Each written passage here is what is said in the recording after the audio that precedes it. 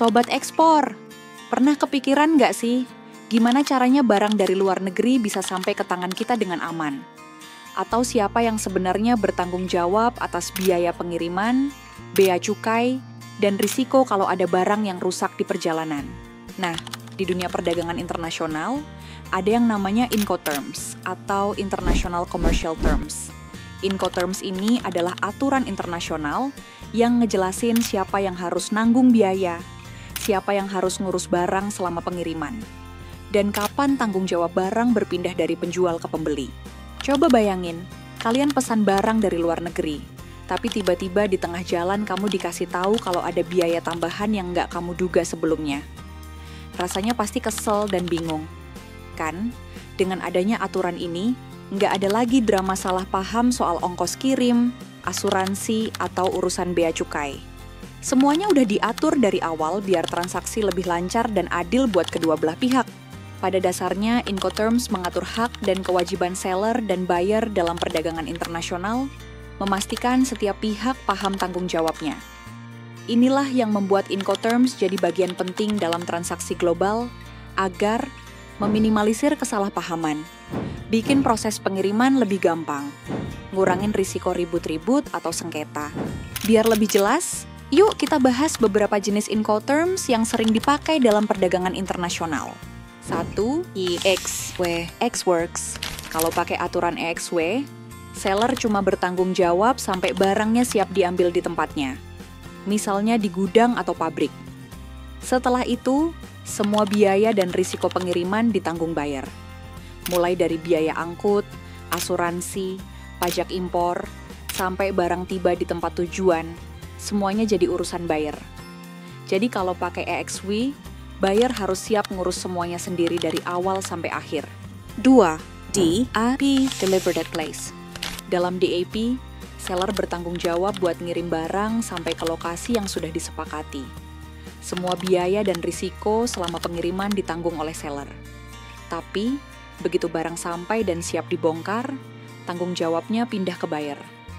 Yang perlu diingat, urusan bea cukai impor tetap jadi tanggung jawab buyer, jadi pastiin kamu siap ngurus itu kalau pakai aturan ini. 3. DDP, Delivered Duty Paid. Kalau kalian nggak mau ribet, jangan pakai DDP. Karena DDP ini, seller benar-benar ngurusin semuanya. Mulai dari pengiriman, biaya asuransi, pajak impor, sampai barang benar-benar sampai di alamat buyer, dalam kondisi siap digunakan. Ini enak banget buat buyer, karena nggak perlu repot ngurus pajak atau biaya tambahan. Tapi, biasanya harga barang dengan DDP lebih mahal, karena semua sudah termasuk biaya-biaya tersebut. 4. FOB, Free on Board. Jadi kalau FOB ini, seller bertanggung jawab buat ngurus barang sampai naik ke kapal. Jadi biaya ekspor dan proses pemuatan barang ke kapal ditanggung seller. Tapi begitu barang udah ada di atas kapal, semua biaya dan risiko jadi tanggung jawab buyer. Jadi kalau ada kejadian di tengah laut, misalnya kapal kena badai dan barang rusak, itu udah bukan tanggung jawab seller lagi. 5. CFR, Cost Freight.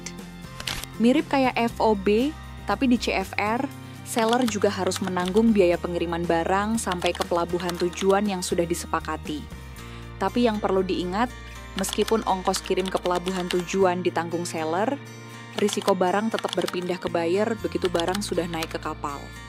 Jadi, kalau terjadi sesuatu di perjalanan, itu jadi tanggung jawab buyer. 6. CIF, Cost, Insurance and Freight. Kalau CFR mirip FOB, sekarang CIF ini mirip CFR. Tetapi dengan tambahan bahwa seller juga harus membayar asuransi buat barang yang dikirim. Tapi asuransi yang ditanggung seller ini biasanya hanya perlindungan minimal.